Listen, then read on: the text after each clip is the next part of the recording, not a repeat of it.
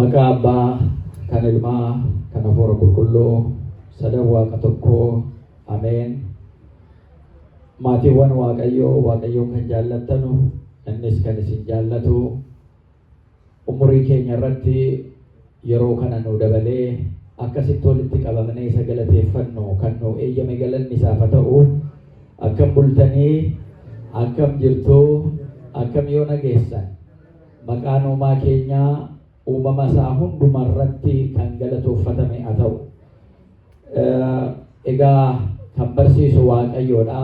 Iccitii dhoksaa ta'ee kan hafuurawwaa ilaalchaa fi ija fooniirraa kan dhokate mul'isuu kan danda'u ayyaanni Waaqayyoo yoo nu ibse gati ta'eef anis ayyaana Waaqayyootiin akkan waan dhokataa iccitiisaa himu, isinis immoo isa dhageessanurraa firee 30, 60, 100 kan baastanu taanee hundumti keenya dhaaltuu mootummaa isaa Waaqayyo nu haa taasisu.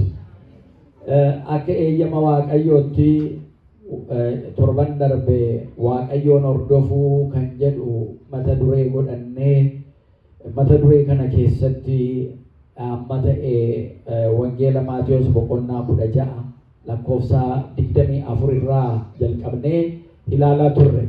Waaqayyoon hordofuu, Waaqayyo duukaa bu'uu, ajaja Waaqayyoo eeguu, kaayyoo Waaqayyotti nu uume argachuu sana akkamitti akka ta'e tokko tokkoon ilaalaa turre.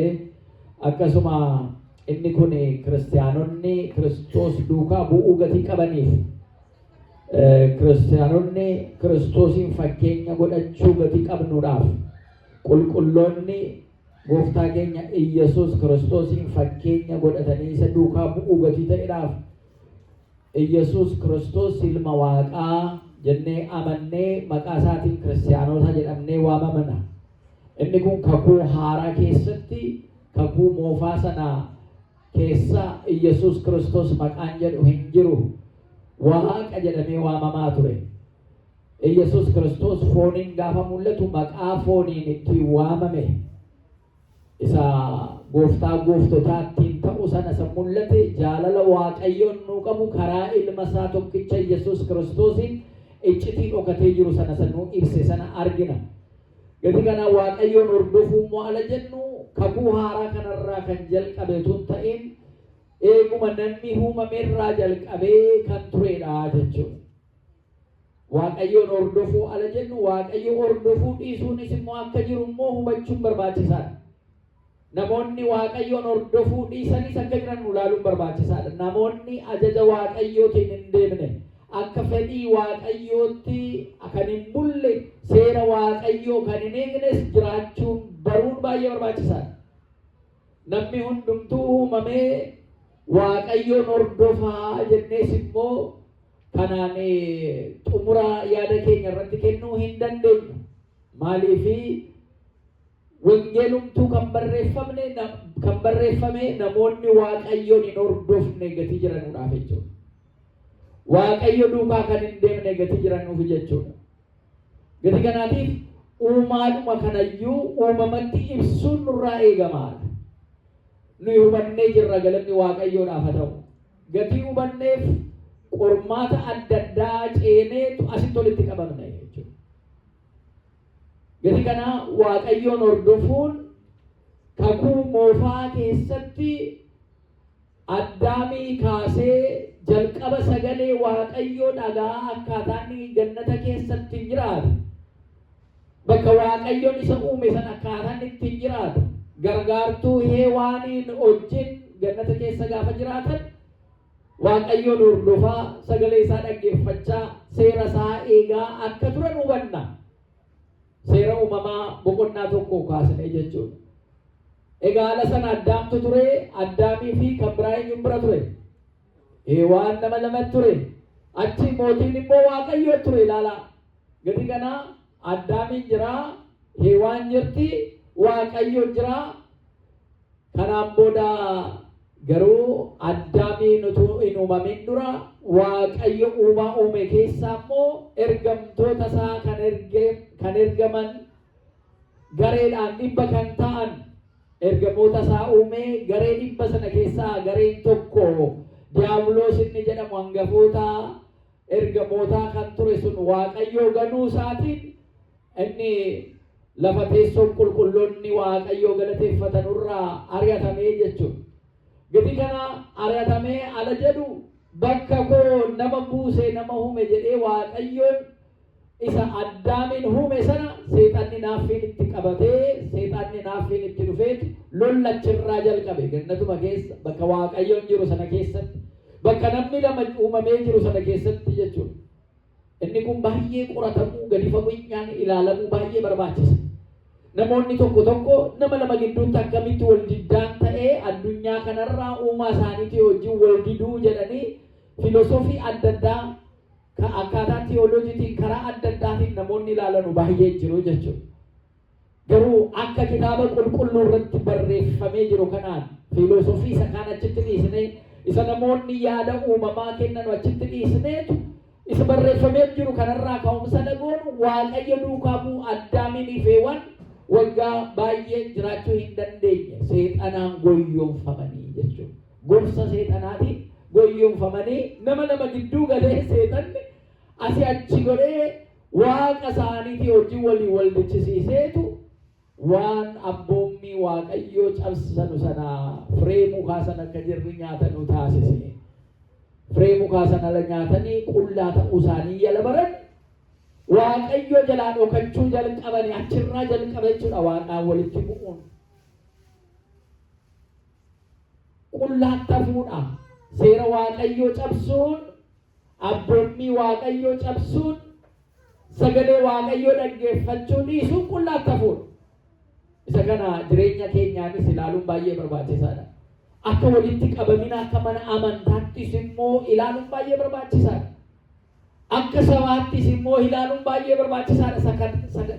Sadarkaa adda addaatiin ayyaanni Waaqayyoo hafuurri Waaqayyoo nurra akka jiru hubannee yoo balleessinee jiraanne karaa dogongoraarra yoo jiraanne dafnee qalbii jijjiirrannee karaa garaa sirriitti illee deebi'uun barbaachisaadha. Isa kana immoo al tokko taasisneerraati kanaan booda hin dogongorru jechuu hin dandeenye. Maaliif? Nama gatii taaneef. Foon dadhabaa baannee gatii jirruudhaaf dadhabina foonirraa kan ka'e hafuurri keenya yoo cimaa ta'e illee dadhabinni itti dhaga'amuu danda'a. Isa kana immoo amala keenya uumaan keenya hin beeka. Foon kan uffanne dadhaboota kan akka taanes hin beeka jechuudha Waaqayyo.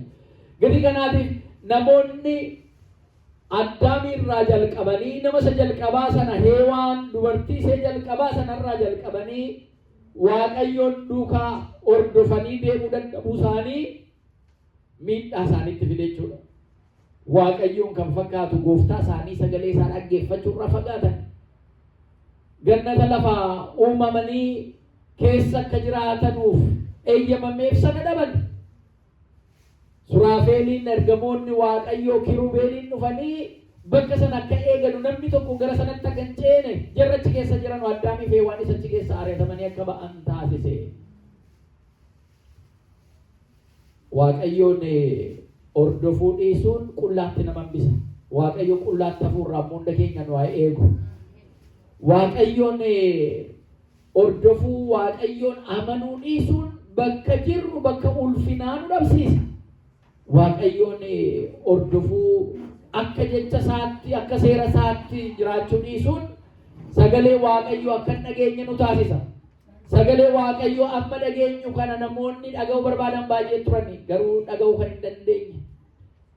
Waan amma ijaan arginu fayyina Waaqayyoo kana ijaan arguu kan barbaadan namoota baay'ee turani garuu ija isaaniitiin arguu kan hin dandeenye. Sababni adda addaa kan jara daangesse baay'ee jira. Kanaaf nu illee kan kana dhageenye adaraan nurra jira jechuudha. Fakkeenyaaf daangaa amma daangaa lafaatti deemnee ifa argine kana addunyaatti ibsuu nu barbaachisan tokko. Waan nu daangessu keessaa bakki namoonni jiraatan akka wangeelan dhageenya yoo taasisa ta'e nu immoo amma dandeenyetti waan dhageenye kana kaachisnee dhaqnee namoonni ifa kanatti akka ba'an himuu nu barbaachisa jechuudha. Maaliif? Inni kun jechi Waaqayyoo ifa. namni jecha waaqayyoo hin beekne dukkana cubbuu keessa jiraata gatii ta'eedhaaf jechuudha. Dukkana cubbuu keessaa gara ifa dinqisiisaatti kan nu waame maqaan isaa ulfaate. Nu gara ifa dinqisiisaa kanatti waamamneetu isa hordofaa jirra jechuudha. Ala qormaanni adda addaa nutti dhufus kabaja keenyaaf akka ta'e, karaa nu hordofaa jirruun akka ta'e sirriitti hubannaa jechuudha. Namoota baay'ee fakkeenya ta'anu kitaaba qulqulluu keessaa kaasnee ilaaluu dandeenya. Addaam eega balleessee booda gara waaqayyootti deebi'ee ala boo'uu, waaqayyo dhiifama isaa kennuu isaa argina. Kan nama ajaa'ibsiisu immoo jireenya keenya wajjin kan ta'u eegaa waaqayyo waadaa isaa galee fi ilma isaarraa dhalatee nama ta'ee akka isa fayyisu eega waadaa galee fi booda immoo namooti lafarra turan waan qulqulluu waan baay'ee akka adeemsa waaqayyootti ala sana namni wangeela jala lallabu hin jiru, wangeela ala sanas hin jiru.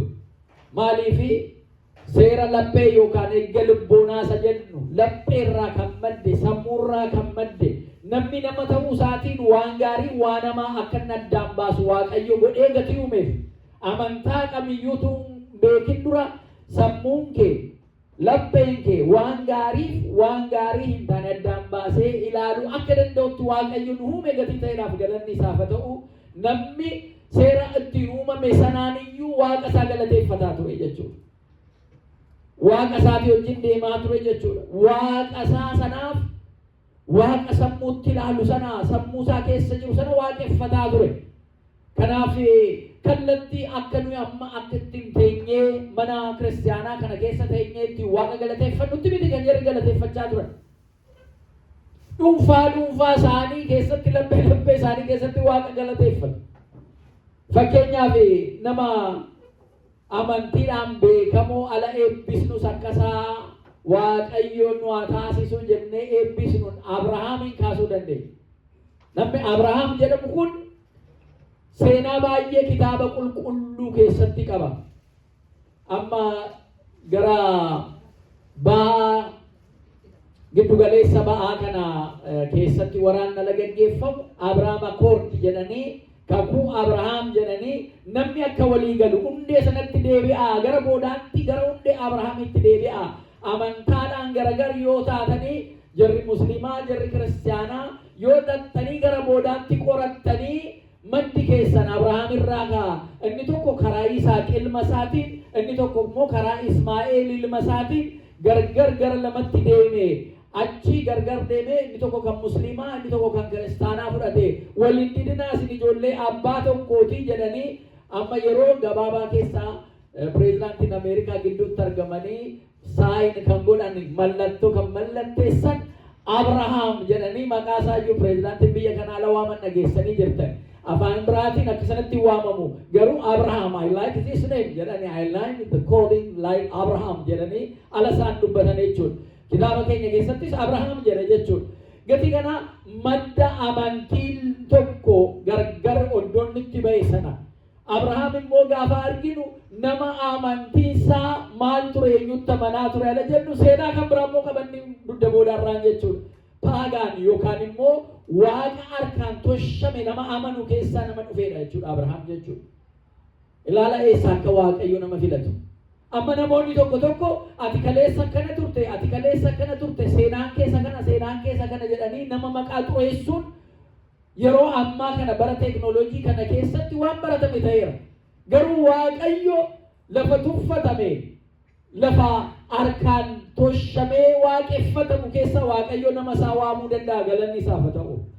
As keessaa sagaagalummaa keessa, hojii cubbuu keessa, nama ajjeesuu keessa, nama saamuu keessa kan waamamu waaqayyo kan waamu jiraachuu danda'a jechuudha. Kaleessa seenaan kee kanan turre jedhee namni haasa'a. Waaqayyo garuu seenaa kee jijjiiree har'atti si beeka, galanni waaqayyoodhaaf haa ta'u. Isa kaleessaa nutti hin lakkaa waaqayyo. Eega gaabbine, eega gara isaatti dhufne, eega nu waamee nu kabajee booda seenaan inni darbe sun kan badeedha jechuudha. Waaqayyo akka waan owwaalame firallee owwaallee hin irraanfannu hin yaadanna yeroo baay'ee jechuudha. Waan irraanfatamu waaqayyo balleessaa keenya kan nu irraanfatu, waaqayyoon irraanfata jechuu miti, nu dhiisu jechuudha. Amalamummaa waaqayyo keessatti namatu irraanfata malee Waaqayyo waan irraanfatu hin qabu miti. Waaqayyo isa darbe beeka, isa ammaas isa gara fuulduraas. Garuu cubbuu keenya nuu dhiise bakka irra deebi'ee iyyaadu nutti lakkaa'u jechuudha. Galanni isaaf haa ta'u. Gatii kanaatiif Abrahaam lafa amalli isaa maatii isaarraa harkaan toshee waaqolii harkaan toshee amanan sanarraayyuu muka toshee xarabee itti waaqeffatu sanarraayyuu Abrahaam waamamee jechuudha. Kan nama ajaa'ibsiisu isa duwwaa miti. Waggaa 75 Waaqayyo isa waame. Ibrii boqonnaa 12 irratti akkaataa Abrahaam ittiin waamame fakkeenya nuu ka'a. Maatii isaa, biyya isaa, waan hojjetu sana hunda magaala isaa sana dhiisee akka inni ba'u Waaqayyo isa waame jechuudha.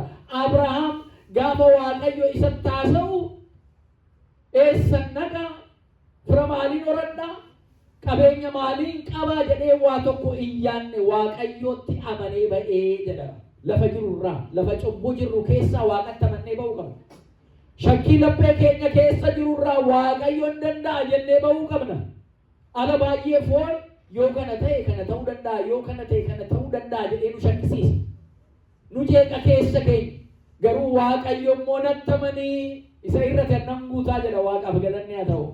Yeroo baay'ee yaadni foon keenyaa, beekumsi foonii keenyaa, iji foonii keenyaa waan ilaalu, gurri foon keenyaa waan dhaga'u, akka fooniitti waan yaadnu kan argineetu yaa jara keenyaa kana keessa maaltu nu baasaa, akkamitti deemuu dandeenya jennee gaaffii ofitti uumna. Ala sanaa lapheen keenya shakkuu jalqaba, hafuurri keenya boora'uu jalqaba. Gatii kanaa yeroo kana yoo amantaa qabaanne utaallee keessaa baanee Waaqayyo hin beeka karaa qaba jennee deemnaa jechuudha. Yoo amantaan keenya guddachuu dhabaate, cimuu dhabaate garuu shakkii sanaan qabamnee gara boodaatti deebi'uun dhufa jechuudha. Gara boodaatti deebi'uwanii akka haadha manaa Looxii sana tulluu ashaboota irra Waaqayyo nu abaraara. Gara cubbuu dhiisnee dhufnetti, gara dogongora dhiisnee dhufnetti, gara bakka Waaqayyoon hin waaqeffamne keessaa, cubbuun nutti baay'ate keessaa kallattii adda addaatiin Waaqayyo nu waamee jira. Walitti nu qabee ifa kanaan akka walitti deddeebinu nu taasisee jira. Galanni Waaqayyoof haa ta'u. Abrahaam nama ajaa'ibsiisaa, nama waggaa 75tti Waaqayyo hojii isaa irratti hojjechuudhaaf isa waamedha. Abrahaam jireenya isaa keessatti gaafa Waaqayyo duukaa deemu Mesopotaamiyaa lafa jedhamtu Uur lafa jedhamu ka'eetu Mesopotaamiyaa biyya jedhamudha jechuudha. Ba'ee ala sanatti biyyi sun sivilaayizdi kan ta'e, guddina kan qabdu, diinagdeedhaanis irrigeeshiniidhaanis waan adda addaatiin bara sanatti kan beekamtu gara waggaa 4,000 jedhaniitu lakkaa'u. Amma lalakkaa'an jarri kaan. Egaa gara waggaa 4,000 jechuun Yesuus Kiristoos tun dhalatiin 2,000 dursee isa jedhamudha jechuudha. Bara sana keessa Waaqayyo isa bakka jiru sanarraa isa waame. Seenaan isaa hin baay'ata. Garuu bakka jiru sana dhiisee ala deemu Waaqayyo kubaasaa deemaa ture, qabeenya isaa qabeenyas kenneefii gara Misraatti akka inni deemu taasisee qabeenya sooratee achitti haadha manaasaa obboleettii kootii jedhee haati manaasaas immoo obboleessa kootittiin jettee lamman isaanii jireenya isaanii fooyyessuudhaaf sobanii jechuudha. Of sobanii Waaqa fuulduratti akka jiraannu ati bareedduudha haadha manaa koo, silaa ati bareedduudha miidhagina kee kanaan jarri Misraa na ajjeesuu danda'u si hambifachuudhaaf, kanaafuu atis obboleessa kooti jedhi, anis immoo obboleettii kooti jedha waliin jedhanii laala Waaqa duukaa deemaa. Qormaanni karaa biraas immoo dhufa jechuudha. Maaliif qormaanni natti dhufe jechuu hin dandeenye. Qormaanni dhufa yeroo baay'ee sadarkaa tokko ala ceenu tokko irratti immoo tokko Waaqayyo qormaata keessa nu leenjisee humna hafuurawaa keenya akka cimu taasisa. Galanni Waaqayyoof haa ta'u. Maaliif qormaanni dhufe hin jedhamu. Abrahaam haadha manaa isaatiin ati bareedduudha, qormaanni karaa keetiin na argatee lubbuun koo akka hin baane dumee feebar jedheen jechuudha. Waan gaarii mee naa hojjedhu jedheen. Namoota meeqas sinnaas keessa kan jirtan haadha manaa keessanii ati bareedduudha kan jettan haati manaa keessanii kana dhaguu barbaadde yeroo baay'ee sinarraa ala fuudhaaf wal filatamu sana maal miidhagni kee waliin jettu inni dhiiraas ishee dubartiidhaan ishee dubartiis isa dhiiraadhaan maali bareedinni kee jedhama maali miidhagni kee maal utuu si wajjin haasaa oole maal utuu si wajjin taa'eedhuma si wajjinuma taphachaa oolee jedhanii wal kaadhimamee eega wal fuudhanii booda garuu ati bareedduudhuma kootiif jedhee abbaan manaadha manaasaa galateeffatu jira laata amma dhabamaa gati jiruuf haati manaas immoo yeroo hundumaa kana dhaga'u barbaaddu sin jaalladha ati bareedduu kootii jedhamu barbaaddu nan sobee jara keenya jarri dubartootaa jarri haadha manaa kanuma miti dhugaan jiru kana ka reyaalitiin addunyaarra jiru haati manaa abbaa manaa seerraa ati bareedduudha giiftii kootii jedhamanii akka abbaa manaa isaaniitiin itti haasa'amu barbaadu. Jara keenya kiristaanaa jedhamnu haadha manaa keessan maqaadhuma jaalalaatiin illee akka waamne waan isin dhowwu miti jechuudha. Nama waaqayyoo ta'uun haadha manaa keessaniif kabaja akka kennine kan isin taasisne miti jechuudha. Kana sirriidhumatti hubachuun baay'ee barbaachisaadha. Abrahaam irraa kanaaf gaa'illi keessan akka Abrahaam akka Saaraa isiniif ta'u jedhama miti. Kanaaf jaalala jarri abbaan manaa haati manaa qaban jechuudha. Jaalalli sun utubaa manaati, utubaa jireenyaati. Daa'imman isa fudhatanii ka'u jechuudha. Kabaja sana fudhatanii ka'u jechuudha. Kanaaf jenereeshiniin dhufu yookaan dhaloonni dhufu kanaan eebbifamaa jechuudha. Kanaaf wal kabajuu baay'ee barbaachisaa. Jaalala walii ibsuun baay'ee barbaachisaadha. Haati manaas immoo akkanuma abbaa manaaseetiin ati goota kootii, hirkoo kootii, gaaddisa kootii waaqaa gaditti jettee immoo abdii irratti kaa'achuun immoo baay'ee barbaachisaadha wal cimsuun jechuudha. Ala baay'ee waa'ee gaa'ilaa baasnee dubbisuu kan dandeenyu, barachuu kan dandeenyu ala namni wal fuudhu waa yaadanna. Guyyaa guyyaadhaan garuu sin jaalladhaa waliin jedhanii jaalala walii haaromsaa deemuun baay'ee barbaachisaadha jechuudha. Kana ta'uu dhabaannaan ati fuulatti guurtataan manni keeyyuu dukkana waan irra bu'e fakkaata gaafa manatti deebitu seenni waan tokkichaan idda mataa keetii kaastee si aarsuus hin dandeessi jechuudha. Dubartiin foon ishee laafaa fakkaataa malee foon ishee akka dhiiraa cimina hin qabaatin malee isa cimaadha an jeneraala wattaadara maadoodha isa jedhu sanaa sammuu isaa tokkichaan naannessuus hin dandeessi dubartiin yootti ka'ee jechuudha. Miti nan sobee kanaafuu barachanii wal qabuun baay'ee barbaachisaan. Abrahaam kana kan inni taasise haadha manaa isaatiin waa'ee ittiin bulmaataa waa'ee jireenyaa sana nama waaqayyoo ta'uunsaa jaalalleesaa sana isheenis immoo jaalalleesee akka isheen ala hamaa keessa caanullee taasisanii gara Gibxii sana dhaqanii waaqayyoo waan raajii jaraaf taasisee qabeenya sooratanii deebi'anii garuu amma sana ammoo qabeenya naa kennite yaa waaqayyoo na waamte egaa eenyutu dhaanna dhaala anoon ilma tokko illee hin qabu ijoollee tokko hin qabu jedhee Abrahaam gaddaa ture. Akka urjii samiirraa akka cirracha galaana daarii sanyii keessi baay'isaa waaqayyo jedhee kabuu galeef garuu waggaa 25 eega waamame waggaa 75tti waamame waggaa 25 ilma hin qabu ture dhala hin qabu ture Abrahaam. Amma mobse waggaa 25 guutuu abdiin garuu keessa ture laphee isaa keessa sin baay'isaa jedheeraan waaqayyoon garuu ilma tokko godhachuu hin dandeenye amma ilma isaa jalqabaa sana godhatutti Abrahaam waggaa 25 waaqatti obsee jechuudha. Jara keenya amantaa nurratti miti kan jalqabame qormaannis nurratti miti kan jalqabame ala qormaanni tokko nutti dhufu waaqayyoon hordofuu keenyaaf qormaan akkanaa nutti dhufe jennee dhiisnee keessaa waan deemnu miti jechuudha. Jabaachuu nu barbaachisa. Inni kun immoo kaalkuleeshinii namaatiin waan ta'us miti. Abrahaam waggaa 75tti waamamee abdiin kennamee fi akka urjii samii akka cirracha galaana daariitti sin baay'isaa jedhuun mee ilaala kaayizer piriminaanteen biyya kanaa jiru ala sana miti waan dhalootaa waan maatii kan dhaqanitti ispeeshaalistii naasumsiisan sin jiru. Garuu meerra yaa waaqayyo ati sin kennanaan hin jenne kunoo dhiyee bariyaa guyyaanii numa deema torban ji'aatti jiini waggaan jijjiirama innati naa galte sun eessa jira jedhee gaafachuun isaan oolu. Garuu waggaa 25 numa obsisiise waaqayyo jechuudha. Obsa isaa waaqayyo nuuf kenne. Waan abdii nuu kenne abdii nu keessa jiru sana arguudhaaf akka dandeenyutti waaqayyo obsa isaa nuuf kenne. Inni kun amantaadhaan kan arginudha, amantaadhaan kan mirkaneessinudha jireenya mataa keessanii irratti. jireenya dhuunfaa keessanii irratti ala biyya turre waan yaadaa turre ala biyyaa baanu waan arganne waan immoo bira geenye jenne namoonni tokko obsuu kana dadhabanii waan yaadanii fudhatanii biyyaa ba'ani ija isaaniitiin arguu harka isaaniitiin qabachuu ala dadhaban amma lubbuu isaanii balleessanutti kan ga'an jiru jechuudha. Kanarraa Waaqayyo nu haa oolchu. Obsi baay'ee barbaachisaadha jechuudha. Waaqayyoon hordofuudhaaf akka Abrahaam fakkeenya yoo godhanne obsi baay'ee nu barbaachisa jechuudha. Kan biraa Abrahaam Saaraa wajjin hin sobinaa isa jedhamu sana seera sana cabsuu isaa duwwaayyuu miti.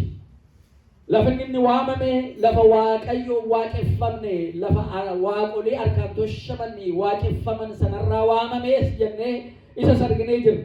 Gati kanaatiif idol worshipper jedhuuni yookaan immoo waaqolii harkaan toshaman kan waaqeffatu akka ture. Kanaafis kitaaba qulqulluu keessatti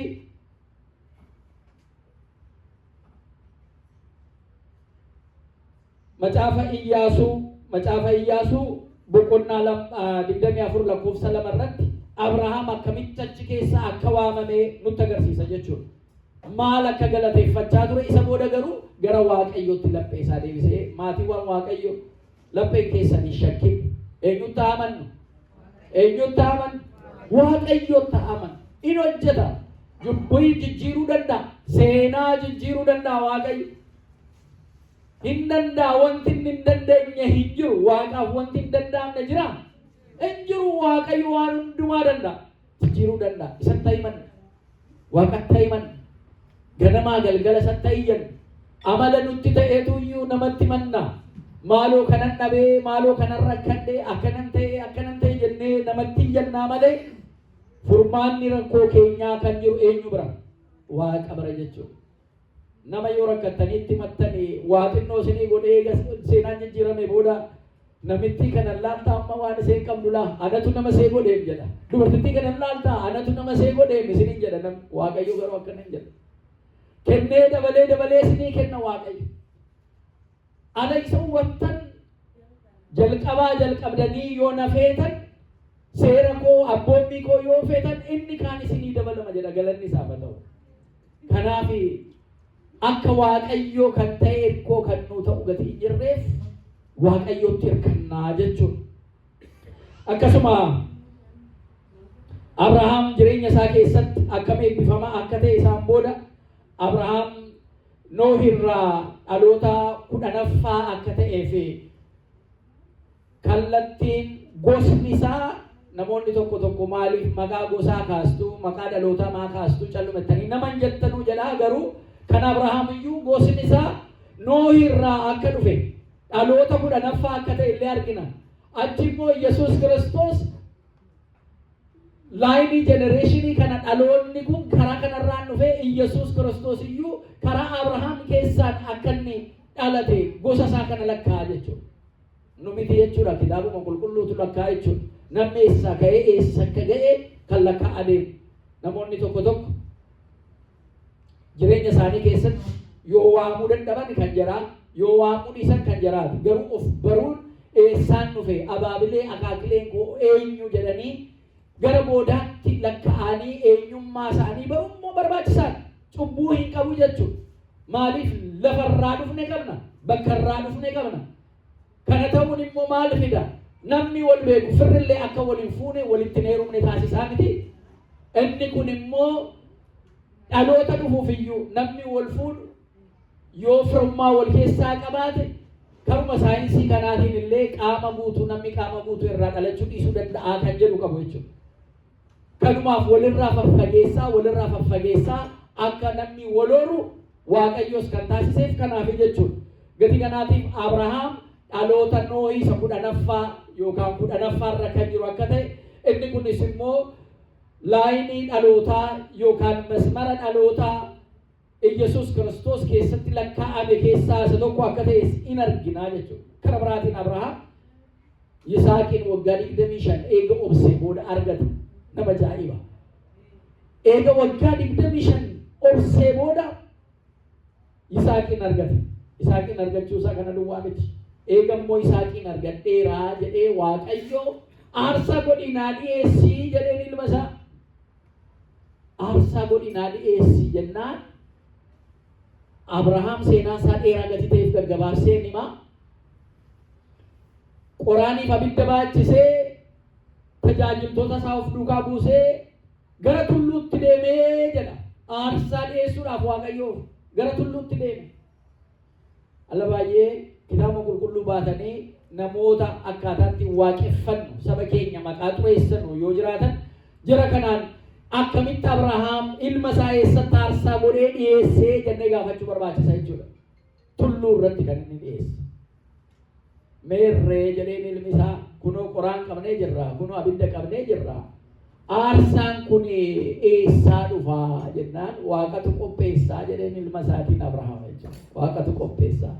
Akkuma jedhe Abrahaam ilma isaa aarsaa godhee dhiyeessuuf gara murannaadhaan Waaqa fuulduratti tulluu Waaqaa sana irratti akka isa dhiyeessuudhaaf kutate ala argu Waaqayyo tumaamessaa eddaan qabame samiirraa buusee fi oddoo ilma keetii aarsaa ta'ee kan dhiyaatu isa kanaa jedhee tumaamessicha dhiyeesseef Waaqayyo. Dhuguma Waaqayyo aarsaa isa ta'u dhiyeessa jara keenya. Inni kun immoo eessatti nu fidala jenne Abrahaam fakkeenya Waaqayyo abbaati ilma isaa tokkicha Yesuus Kiristoos bakka Abrahaam ilma isaa dhiyeesse tulluu sana Qaraaniyoo sana irratti Yesuus Kiristoos aarsaa ta'ee nu dhiyaachuu isaa kan agarsiisudha. Galanni Waaqayyoof haa ta'u. Aarsaa ta'ee dhiyaachuun Yesuus Kiristoos sun hunda keenya addunyaa kanaaf iyyuu fayyinaaf nageenya taasise. Galanni Waaqayyoof haa ta'u. Cubbuun Addaam inni duraanii sun inni dhalootaa dhalootatti darbaa ture sun aarsaa oolaa tumaamessa jedhame oolaa faasikaa keenyaa Yesuus Kiristoosiin abbaan samiirraa ergeeni fannoo irratti aarsaa ta'ee nu dhiyaatee nu qulqulleesse dhiiga isaatiin addunyaan kun qulqullaa'e. Galanni Waaqayyoodhaaf haa ta'u. Inni kun inni duraanii akka gaaggidduu ta'eetu kan Abrahaam isa booda immoo kan Yesuus Kiristoos isa dhugaa ta'ee dhufe jechuudha yeroo isaan. Kanaaf Waaqayyo duukaa bu'uu Yesuus Kiristoos duukaa bu'uudha. Yesuus Kiristoos duukaa bu'u jechuun taatee Qaraaniyoo irratti nuu kaffalamee sana amanuudha, fudhachuudha. Kan kootii anaa jedhee du'ee cubbuu kootii jedhee dhiiga isaatiin na qulqulleessee jira jennee Si'ool cufsiisnee gannata mootummaa Waaqayyoon dhaallee jiraanna jechuudha. Galanni isaaf haa ta'u. Kanaaf kaadhimamnee jirra jechuudha. Kiristinnaan kanaaf kaadhimamnee jirra jechuudha. Walitti dhufeenyi Abrahaam ilma isaa aarsaa godhee dhiyeesseef akkasumas kan Waaqayyo abbaa ilma isaa Yesuus Kiristoos itti dhiyeessellee akkanaan goonee walitti finnee ilaalla. Inni kun seera ba'umsaa boqonnaa 25 lakkoofsa 1 jalqabee akka jiru hundumti keenya ilaalla jechuudha. Maatiiwwan Waaqayyo. Egaa qormaanni Waaqayyoon hordofuu keessa Waaqa duukaa deemuu deddeebi'uu isatti amanuu keessa qormaanni akka jiru akka kanaan tokko tokko nu hubannaa jechuudha. Gati kanaatiif Waaqayyo hordofuu jechuun tokkoffaa gara Waaqayyootti amanu Waaqa malee waaqolee harkaan toshaman kan biraatti akka namanne inni kun laphee keenya guutuudhaan yaada keenya guutuudhaan Waaqayyootti akka amannu macaafa fakkeenyaa boqonnaa 3 lakkoofsa 5 irratti Waaqayyo lubbuu kee guutuudhaan amanii kan jedhu jira. Gati kanaa Waaqayyo hordofuun inni tokko laphee guutuudhaan lubbuu guutuudhaan Waaqayyootti amanuudha. Inni lammataa jecha isaa hordofu akka fedhii Waaqayyootti jecha isaa hordofu wangeela Yohaannis boqonnaa 14 lakkoofsa 15 irratti yoo na jaallatta ta'e jecha koo abboommii koo seera koo eegiinu jedha Waaqayyo. Gooftaan keenya Yesuus Kiristoos na jaallattu yoo ta'e abboommii koo eegaa nuun jedhe. Gati kanaatiif Waaqayyoon jaallannaa isa hordofaa jirraa miti. Waaqayyoon jaallannaa miti. Jaallachuu keenya abboommii isaa seera isaa eeguudhaan raawwachuu qabna jechuudha. Wangeela Yohaannis boqonnaa 14 lakkoofsi 15 kan nutti himu isa. Inni kan biraa sadaffaan Waaqayyo hordofuu jechuun akka gooftaa keenya Yesuus Kiristoos fakkeenya nu kaa'etti akka isaatti jiraachuudha. Akka isaatti jiraachuudha. Inni waaqummaa isaatiin waan baay'ee danda'ee yoo jettan foon namaa uffachuudhaan immoo guutumatti nama ta'eera. Akka namaa dadhabinni itti dhaga'amee, beeluun itti dhaga'amee, rafiitiin illee rafee akka namaatti jechuudha. Waan baay'ee keessa darbee jira. Akka fuurawwaa akka amalamummaa waaqummaa qabu sanaan immoo du'a mo'atee ka'uusaati. Garuu fakkeenya baay'ee nuu ta'e. Maaliif wanti hamaan afaan isaatiin argamne jedha. Wanti hamaan jara isa himachuudhaaf qophaa'an sana duratti illee waan ittiin isa himatan dhaban. Waan hamaan ni haasa'e tokkollee dhaban. Hiyyeessaa wajjin kan oolu, kan jajjabeessu, isa dhukkubsataa kan fayyisu. Isee murtiin jalaa dabe dubartittii dhagaadhaan reebamuudhaaf turte sana kan fayyise, kan irra gore. Jaalallee jara dadhabootaatii fi jaalallee jara dhukkubsatootaatii fi jaalallee jara waa hin qabaanneetinni jedhamee isaan goorra jiru isa teessoo sadarkaa olaanaa irra jiru dhiisee jara gadi bu'an jara irraanfatan barbaachuu kan dhaqeedha. Nu yoo fakkeenya isaa fudhachaa jirra. Isa qullaan tafe daara baasuu, isa dadhabe jajjabeessuu, isa waan qabne waan qaburraa isaa qooduu, yoo waan kennuun illee dhabne waan gaarii namaa hawwu isa kana nu keessa jira. Hamaan waan namaa afaan koo keessaan ba'u jennee of qusachuu, namaaf gadduu, rakkinni namni keessa jiru wal hubachuu, inni kun baay'ee barbaachisaadha. Ergaa Yohaannis isa jalqabaa boqonnaa 2:6 irratti namni isaan jiraate akka isaa akka ta'u, akka isaa akka taanee deddeebinu, kanaaf foon isaa nyaannee dhiiga isaa dhugnu, qurbaana kan qorrumnuuf kanaaf akkan si wajjin jiraadhu, akka ati na wajjin jiraattee akka fedhii kee guutu na dandeessisi jennee jechuudha. Kanaaf wangeela dhageenya na jajjabeessi yaa Waaqayyo jennee hafuuraan wal laaffisuutu ta'in hafuuraan wal cimsu. Namni tokko kophaa isaatti hin cima, lama immoo ala ta'u caalaa cima, sadii afur ala ta'u ciccimaa deema. Gatii kanaatiif yoo tokko dadhabe illee tokko kaasee deema jechuudha, tokko jabeessee deema jechuudha. Akka kanaan wal qabannee wal jajjabeessinee akka gooftaan keenya Yesuus Kiristoos jedhe nu keessaa namni tokko illee akka bakkeetti hin kennamne. Yaadattuu gaafa jimaataa isa qabuuf gaafa dhufanii sana isa eega qabanii booda eenyuun barbaaddu jennaan Yesuus sanaa namicha Naazreet barbaannaa jedhan. Anaa jedheen egaa na qabdanii jedhamu gadhiisaa jedheen barattoota isaa eenyullee akka miidhamne jechuudha of dabarsee kenne jechuudha. Of dabarsee nuuf jedhee of dabarsee kennuu sana hundumti keenya hubannee nuyis immoo walii keenyaaf waan gaarii walii hawwuu, waan gaarii walii hojjechuun Waaqayyoon hordofuu keessaa isa tokko akka ta'e qulqulluu Yohaannis dhaamsa isaa boqonnaa 2:6 Yohaannis ergaa isaa isa jalqabaa irratti nutti hima jechuudha.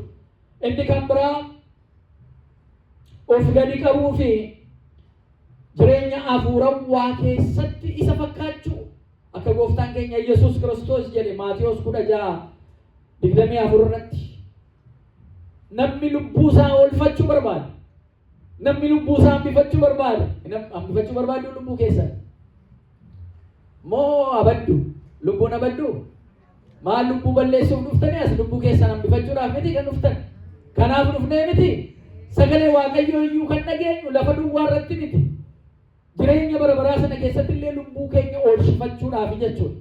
Gatii kana namni lubbuu isaa sana bara baraan akka jiraattu taasisuu barbaadu anaaf jedhee lubbuu isaa dhiisuu, yoo anaaf jedhee dhiisee hin argataa jedha. Jireenya bara baraa argata. Maaliif? Yesuus Kiristoos jireenyumayyuu gadi ta'edha jechuudha. Inni jireenya keenya. Gatii kanaatiif waan foonii ofirraa dhiisaa nuun jedha, waan hafuurawwaadhaan cimaa nuun jedha. Kanaaf isa kadhanna yaa Waaqayyo akka jecha keetti nu cimsi, akka fuula keetti nu cimsi kan jennu kanaaf jechuudha.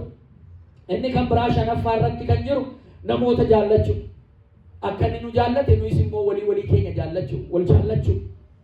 Wangeela Yohaannis boqonnaa 13:34 irratti walii keessan jaalladhaa, isin utuu wal nyaattanuu akka waliin fixne daraa of eeggadhaa ammoo nuun jedha. Seexanni diinni akka nu wal nyaannu barbaada. Hafuurri hamaan akka nu wal nyaannee wal fixnu, wal balleessinu barbaada. Hafuurri Waaqayyoo immoo walii keessa wal jaalladhaa jedha. Nama gammachiisu. Wal jaallachuun sin jaalladha waliin jechuun akka nama gammachiisa. Waaqayyoon ilaallee akka ijoollee abbaa tokkotti hundumti keenya jaalala Waaqayyoo keessatti wal jaallachaa. Namni wal jaallatu waamaa wal irratti hin yaadu. Namni wal jaallatu cubbuu wal irratti hin hojjetu. Maatiiwwan Waaqayyo. Kanaaf Waaqayyoon hordofuun keenya wal jaallachuu keenyaan ibsamuu qaba jechuudha. Wal jaallachuun keenya immoo jecha afaanii duwwaatu hin ta'in hojiidhaanis mul'achuu qaba jechuudha. Inni kun baay'ee murteessaadha. Ja'affaa irratti kan Waaqayyo nuuf kenne hojii isaa fudhachuu, amanuu, waan Waaqayyo jedhe amananii fudhachuu. Yukunanni bakka matti beelanni akkuma ati jette yaa Waaqayyo haa ta'u jechuu laphee guutuudhaan akka giiftiin keenya maaramee jette. Angarbirtii Waaqayyooti waan ati jette naaf haa ta'u jettee fudhatte giiftiin keenya maaramee. Isa irraa baranna jechuudha. Yeroo ammaa kun yeroo seen Misraa ilma see Yesuus Kiristoosiin qabattee gara Yerusaalem magaalaa seetti deebite. Giiftiin keenya maaramee Yesuus Kiristoosiin deessee godaanuu irraallee iseen hambisne. Rakkina, gibira argite, godaantee, beeloftee, dheebottee.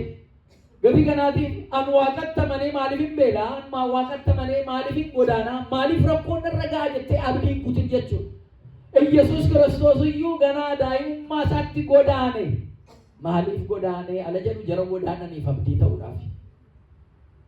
Anuu fooniin kun natti qaqqabee jira, isiniin wanta akkanaa gaafa isinitti qaqqabu waan raajii akka isinitti hin taane jechuudhaaf. Yeroo qe'ee isaaniitii mana isaaniitii godaanan hundumaa Waaqayyo akka jara jabeessuuf jechuudha. Yeroo godaananiif irkoo akka ta'u, abdii akka ta'u. Ammallee mana isaaniitii qe'ee isaaniitii jara godaanan hundaaf Waaqayyo irkoo haa ta'u. Egaa ja'affaa irra jirra yoo Waaqayyo jedhe yeroo biraa immoo tokko tokkoon itti dhufnee immoo jara kana ilaalla jechuudha. Waaqayyoon hordofuu keessatti inni cimaan, dhaamsi cimaan yeroo ammaa yeroo keessa jirru giiftiin keenya maaramiinis Yesuus Kiristoosiin qabattee godaantee ala turte sana abdii nuu ta'uudhaaf godaanuu sana dhiisee diina isaa achumatti ajjeesuu danda'a ture, balleessuu danda'a ture.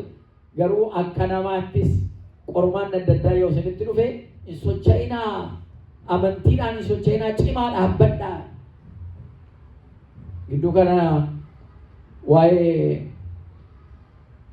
Arsii irratti kiristaanota qalamee gorra'amee jedhamee haasa'amaa miidiyaa guutaa ture. World Council of Church keessaa kunoo xalayaan ba'ee kunoo se'atirri biyya kanaas akkana ba'ee gatii kanaa Oromiyaa keessatti kiristaanonni bakka lafuma qalma kiristaanotaa ta'ee jira jedhanii maqaa kan balleessanu baay'ee jiru. Hin gaddina, ala namni du'u hin gaddina. Gaddi nutti dhagaame ibsanna. Garuu akka dubbatamu sana kiristaanota duwwaa keessaa filatanii ajjeesan utuu hin ta'in kanaaf waraanni akka dhaabbatu kan jennu Oromiyaa keessatti biyya keessatti waraanni akka dhaabbatu jennee kan haasofnu. Diyaaqonni Amaanu'eel mormatti shubbuxii itti kaa'aniitu addabaabaa itti fuudhamee kan ajjeefame diyaaqonni. Sheekonni abbootiin gadaa Karrayyuu bakka hundumaatti jechuudha. Waraanni uummata keenya irraa hin baane. Akka amantiitti yoo ta'e hundumaafuu waraanni dhaabbatu ajjeechaan haafu jechuu qabna jara keenya. Namni Waaqayyo uume mirga jiraachuu qaba miti. Eessumaa ta'u namni jiraachuu qaba. Gatii kanaatiif siyaasaaf ta'uu hin qabu. Amma garuu maqaa biyya keenyaas xureessuudhaaf waan siyaasaa dugda booda qabatanii miidiyaa ijaaranii maqaa saba keenyaa xureessuudhaaf namni duune jechuu miti. Namni du'aa jira. Kiristaana duwwaa miti kan du'aa jiru. Namuma du'aa jira. Nama hundumaa du'aa jira. Musliimni du'aa jira. Sheekonni du'aa jiru. Qeesonni du'aa jiru. Abbaan gadaa siqqee du'aa jiru. Dhugaa ta'uudhaaf hin gaddina. Gadda keenya ibsina. Gadda keenya ibsu duwwaa utuu hin ta'in immoo akka dhaabbatuuf hojjechuun baay'ee barbaachisaadha. Kana ta'uu dhabaannaan maqaa xureessuudhaan Oromiyaa keessatti dhiigni kiristaanaa akka oolaa lola'aa jira jedhanii inni jedhanu kun sirrii akka hin taane hundumti keenya hubachuun immoo barbaachisaadha. Hubachuun barbaachisaadha. Kiristinnaan Itoophiyaadhuma sana keessattu iyyuu qalmaan yookaan samaa'atinnet isa jedhamu sanaan miti kan dhufe. Kiristinnaan nageenyumaan lallabamaa dhufe namni amanu amanaa dhufe amantii baay'eetu jira. Yoo Oromiyaa keessa ilaalle amantii hundumtuu saba hundumatu achi keessa jira malee wanti maqaa amantii da'oo godhatee deemu dadhabina keenyarraan kan hafe. Eenyummaa keenya mirkaneeffannee saba keenya barsiifachuu amantii gaggeeffachuu kan hafe asiin afaan isaatiin uummanni akka amantiin gaggeeffanne caasaa akka hin uumamneef dhowwaa asiin immoo kiristaanota ajjeefamaa jira jedhanii immoo deemuun waaqni hin arga jechuudha jara keenya. Kun amantaa hordofuudhaaf miti.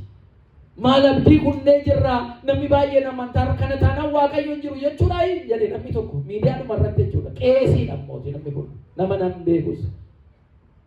Jara keenya karaan sobaan deeman gala nama rakkisaa jedhama. Waaqayyo as keessatti kan inni walitti nu qabe waan nurra dabarsaa jiru jira.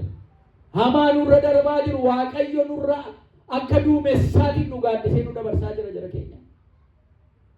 Amma lapheen jijjiirrannetti manni amantaa keenyaa dhugaatti amman deebinetti namni keenya haqatti amman deebinetti maqaa wal xureessuudhaan wangeela babal'isuu hin danda'amu. Isa keessa jiru iyyuu keessaa faffacaasanii dhiibanii keessaa deemu. Wal nyaatanii wal fixuun dhufaa jechuudha. Waaqayyo immoo akkasan akka nun goone nu eegaa jira. Jara keenya kana hubachuun baay'ee barbaachisaadha. Kanaaf jaalala biyya keenyaaf qabnu, jaalala saba keenyaafis qabnu, isa sobaan maqaa xureessu kanallee waaqayyo hordofna taanaan dhugaa isaa kana baasnee dubbachuun nurraa eegama jechuudha tokko tokkoon keenya. Namni Oromiyaa keessatti du'aa jira, biyya keenya keessatti du'aa jira sirriidha. Garuu kiristaana jedhamee kophaatti adda ba'ee akka miidiyaa irratti jedhanu kana namoota senaateroota dogongorsiisuudhaan World Council of Church dogongorsiisuudhaan inni deemamaa jiru kun dugda booda isaa asa deemamu jira gatii ta'eedhaaf. Ajjeechaan namaa dhaabbatu jechuu qabna nuti keenya. Oromiyaa keessatti waraanna dhaabbatu, Itoophiyaa keessatti waraanna dhaabbatu. Karaa waliigallaa nuti keenya. Waliigallaa jara keenya kan kun jaalala biyyaa uummataafis qabnu. Namni waaqayyo uume waaqayyo akka uumetti waaqayyo fudhachuu qaba malee namaan du'uu hin qabu jennee haasa'uu qabnaa jechuudha. Kana malee garuu amantaadhaan walitti buusanii biyya jeequudhaaf akkaataan deeman amantaadhaafis hin ta'u, biyyaafis hin ta'u. Jarammoo kana boodatti dugda boodaan siyaasa qocqocatanuufis hin ta'u jaraafis hin ta'u. Maaliif dhugaa keessa jiru gatii ta'eedhaaf? Haqatu keessa jiru gatii ta'eedhaaf. Kanaaf maatiiwwan waaqayyoon hordofuun dhugaa waaqayyoon nuu kenne nutti mul'ise sabaafis uummataafis biyyaafis haasa'uu malee jeequmsa biyyaa uumanii dhumina uummataa uumanii isaan immoo deebisanii waa kadhachuudhaaf akka hin taane kana keessaa immoo harka keenya an qulqulluudha jennee akka dhiqannu nu barbaachisa jechuudha. Sammuu keenya seequu nu barbaachisa jechuudha. Karaan taaneen deemanii amantichuma dhiisanii keessaa kan calaa jiran meeqan jiru eenyuyyuu akka badu hin barbaadu garuu dhugaa irratti hundaa'uu qabu. Hundarratti dhugaa'uu qabu. Manni amantaa immoo qulqulleettiidha. Siniddi uummameet kan jedhanu waan hundumaa akkaataa baraaf ta'uuf abbootiin bara Iyyasuus Kiristoos bu'uureessi amantii kanaa jalqabee waan hojjetan akkaataa keessa darbantu jira.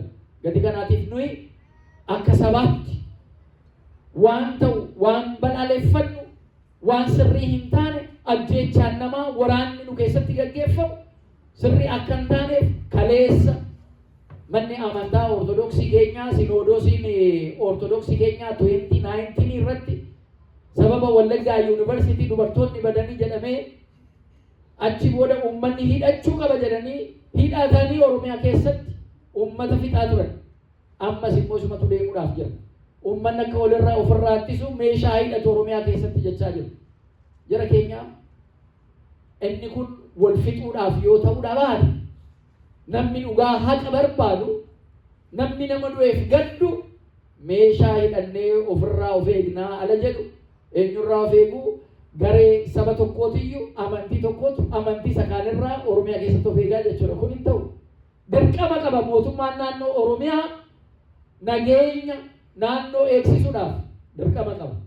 Nama hundumaa ija tokkoon ilaalee ajjeechaan akka hin raawwatamne dirqama qaba. Rakkina waraanaa jira, nagaan hin jiru, uummata dhaggeeffachaa hin jiru. Kanaafis immoo atattamaan nagaa buusuu, wal mari'achuu, rakkoo jiru mariidhaan dafamee hiikamu immoo qaba akka qeessi tokkotti kan hin jedhu kana. Kanarraan kan hafe garuu alagaan akkuma kaleessaa waraan akka irraan cinne nurraan cinne waggaa 7 guutuu waraan nama nutti itti fufee jiru ammas akka itti fufunni jedhamu kun hin garuu saba keenyaafis kan hin taane mana amantaa keenyaafis kan hin taane uummata keenyaafis kan hin taane akka ta'e hundumti keenya immoo kana hubachuu nu barbaachisa.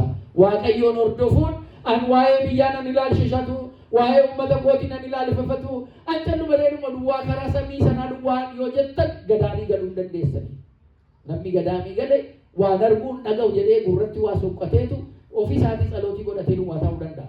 Garuu namni amantaa haqaaf dhugaa sabaaf walii quuqamu jaalala walii qabaachuu kabaja walii qabaachuu nageenya biyyaatii kadhachuun immoo dirqama jechuudha. Kophaa miti kan jiraannu uummataa wajjin jiraannu nageenyi keenya eegamuu qaba. Baanee galuu qabna. Namni dhukkubsate yaalamuu qaba ala jennu sarviisii sana argachuudhaaf immoo dirqama namummaa biyya sanaa nurraa barbaadamus ba'uun immoo baay'ee barbaachisaadha. Saba keenyaaf waan goonus gochuun baay'ee barbaachisaa gadi ta'edhaa fi maatiiwwan Waaqayyoo egaa Waaqayyo ordofuun qabxootan sila kaa'ee torban kan biraas immoo jira yeroo biraa itti fufnaa. Kanaaf Waaqayyo tokkoon keenya isa baranneeni firee 60 kan ittiin baasnee mul'isnee mootummaa Waaqayyoo dhaallu ittiin nu taasisu.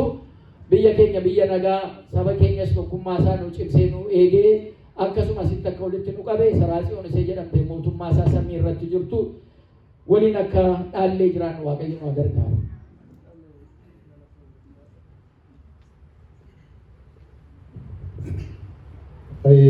Waaqaan nu barsiifatee Waaqaan nu gorfatee galanni guddaan haa ta'u.